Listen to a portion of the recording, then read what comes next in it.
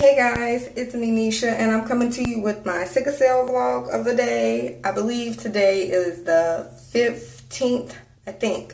It is Tuesday the 15th, September Tuesday the 15th. And this is my 15th video of the month. I am doing a sickle cell vlog every day this month for National Sickle Cell Awareness Month. I'm sorry my hair looks all crazy because I took like a nap because I wasn't feeling good. But my pain, let me give you a little update. My pain was okay this morning, but then it kicked up a little bit and I had to take some stronger meds. I had a doctor's appointment today. I took my kids with me to the doctor and they got their blood checked because I know that they have the trait, but I'm not sure which trait that they have.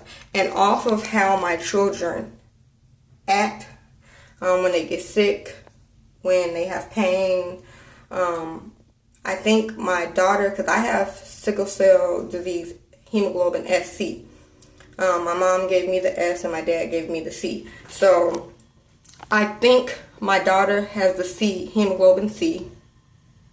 And I think my son has hemoglobin S. I'm not a doctor. I'm not saying any. I don't know for sure. We won't know until all the test results come back. But I think that because my son has aches a lot in his legs and he plays sports and his legs hurt a lot afterwards and everything, even when we make him hydrate. And it's not just like a sore hurt. It's like a ache. When I tell him to describe it to me, when he describes it, it sounds like the pain that I have.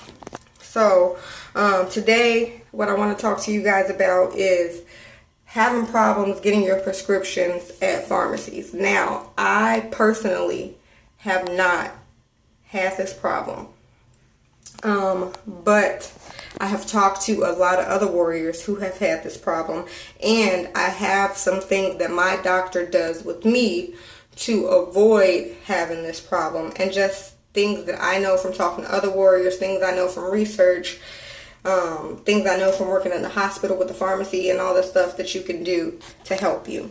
Okay, so number one, if you haven't already, maybe you should talk to the head pharmacist at your pharmacy and let them know, ask if it's listed that you have a chronic illness, that you have sickle cell disease, and if they know what that is, because everybody doesn't know.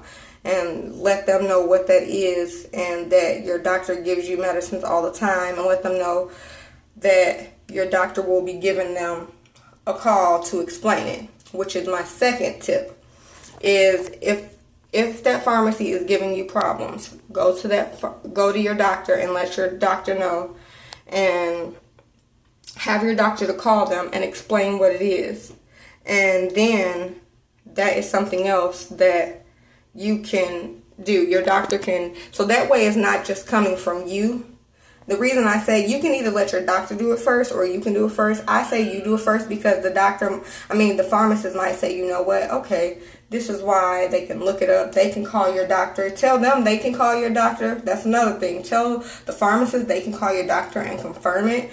And then have your doctor to call them and explain what it is and let them know that you will be getting narcotic medicines every month and it is needed for your disease. And the third tip, the biggest tip, which probably should have been my number one, is what my doctor does. Is when she writes my prescriptions, she puts a diagnosis code. So she'll put DX sickle cell. I'm looking down at a prescription. She'll put DX sickle cell. Or she'll put DX sickle cell disease, DX sickle cell crisis, so that they know why she's giving me such strong medicine so frequently.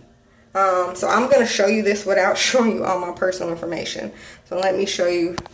Excuse the stuff on the counters like paintbrushes and stuff. I told you we got construction going, but here it is. So there is, it says, I'm trying to wait for the camera to focus, but I don't know if you got, there we go. Okay, so it says diagnosis sickle cell. So by the doctor putting that, like, there's really no question about it. And another tip that I would recommend is try to go to the same pharmacy, so that way you're not going from place to place and it doesn't look iffy. Only time I go to another pharmacy is if my pharmacy doesn't have what I need. And obviously, if that pharmacy is giving you problems, go to another pharmacy.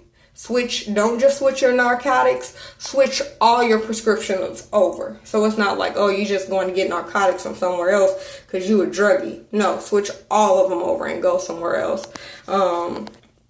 Even if you have to call another pharmacy ahead of time and say, hey, I have a chronic illness. I have sickle cell disease, and my doctor and I are looking for a pharmacy that's able to give me my pain medicines every month. Are you guys able to do that? And if they say yes, say, do you need my doctor to call? Because I've been discriminated against because of what she gives me. Just, do those type of things. And then if some of the other pharmacists give you problems, talk to the head pharmacist. And normally each pharmacy has like a board listed on the side that says like who each pharmacist is and who's the head pharmacist. I'm not sure what it is, but there is somewhere that you can report pharmacies and pharmacists to. So Google, who do I report pharmacists to? How do I report a pharmacist? You can always, if it's at Walgreens or something like that, find out who's above the pharmacist, because like I said in the survey video, everybody has somebody above them. And even if you don't think it matters, we need to speak up. We need to open up and tell when people are mistreating us, because if we keep saying, oh, nobody cares, nobody's going to do anything, if we don't do it, if we don't say it, we can't expect anybody else to help us. Even if you think it doesn't help, they might act like it in your face like they don't care, but some of these things they have to report. Or if they say that they're reporting something, ask them, you want to see the paper trail. And if you think that there's no paper trail, then you send an email to corporate. So for example, if you go to the Walmart pharmacy and you don't think anything happens, send an email to Walmart Corporation, their headquarters, or same thing with Walgreens, CVS, Rite Aid, whatever. Report these people. But basically, that's the only thing that I can really recommend. I'm sorry if it wasn't very helpful. It was a fellow sickle cell warrior who asked me about this, and I think her name was Courtney. So hey girl, thanks for supporting me. I really appreciate it. I hope this video helps you. So my recommendations again are, talk to your pharmacist, let them know about sickle cell. Have your doctor to talk to the pharmacist and let them know what sickle cell is. Have your doctor to put a diagnosis code on your prescription. Don't hop around to different pharmacies. And if they mistreat you, move all of your medicines. Don't stay there and give them any business. Why? Don't give them any type of business. Like, they need you to be open. They need you to have a job. Don't let them do that. So I hope some of those tips help you. If they don't, I'd be more than happy to do some research and see what else can be done. I'd be more than happy to ask my doctor what else can be done, because my doctor is very supportive and makes sure that I get all of my medications. And if you haven't seen it already, I do have a video with all my medications in it. And I have another video showing my morning medications. But check those out. And thank you everyone for helping me reach 1,000 subscribers. I'm actually at 1,014 subscribers. I'm so excited, because to me, it's not really about numbers per se. It's about, for me, that I have 1,014 people that I can share sickle cell awareness with. So thanks, and I will see you in my next vlog tomorrow. And don't forget to rate, comment, subscribe, and share. Bye guys.